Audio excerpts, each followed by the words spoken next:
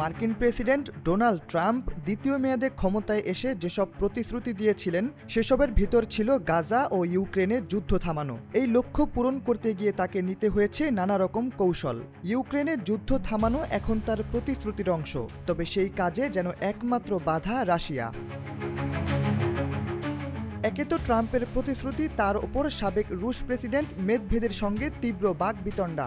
সব মিলিয়ে যেন বেশ রেগেই আছেন মার্কিন প্রেসিডেন্ট। মেদভেদের দেওয়া বক্তব্যে চটে গিয়ে তিনি দুটি পারমাণবিক সাবমেরিনকে রাশিয়ার কাছাকাছি অবস্থান নেওয়ার নির্দেশ দিয়েছেন।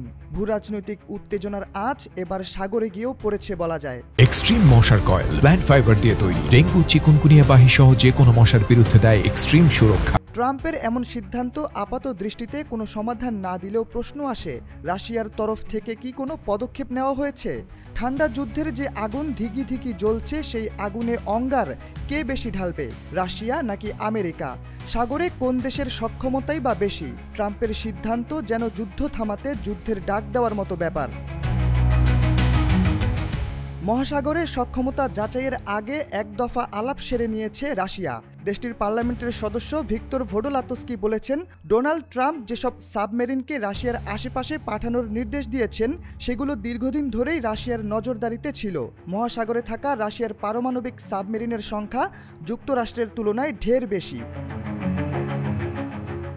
যুক্তরাষ্ট্রের কাছে 3 ধরনের মোট 51টি সাবমেরিন রয়েছে। ভার্জিনিয়া ক্লাস, সিউলফ ক্লাস এবং লস অ্যাঞ্জেলস ক্লাসের এই সাবমেরিনগুলো শত্রুপক্ষের জাহাজ খুঁজে বের করে ধ্বংস করার জন্য বিশেষভাবে তৈরি করা হয়েছে। এগুলোর মধ্যে সবচেয়ে বেশি বিধ্বংসী সাবমেরিন হিসেবে ধরা হয় ব্যালিস্টিক ক্ষেপণাস্ত্র বহন করতে পারা সাবমেরিনগুলোকে। সেগুলোকে বুমার নামে ডাকা হয়।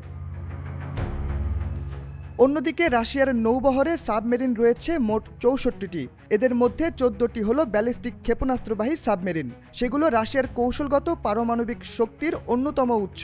যুক্তরাষ্ট্রের বুমার সাবমেরিন মোকাবেলায় রাশিয়ার বোরেই ক্লাস সাবমেরিন হতে পারে একটি যোগ্য হাতিয়ার। দেশটির কাছে আরও 16টি বুলাভা ক্ষেপণাস্ত্র ও 6টি টর্পেডো লঞ্চার রয়েছে, যা মার্কিন সাবমেরিনকে ধরাশায়ী করে দিতে সক্ষম।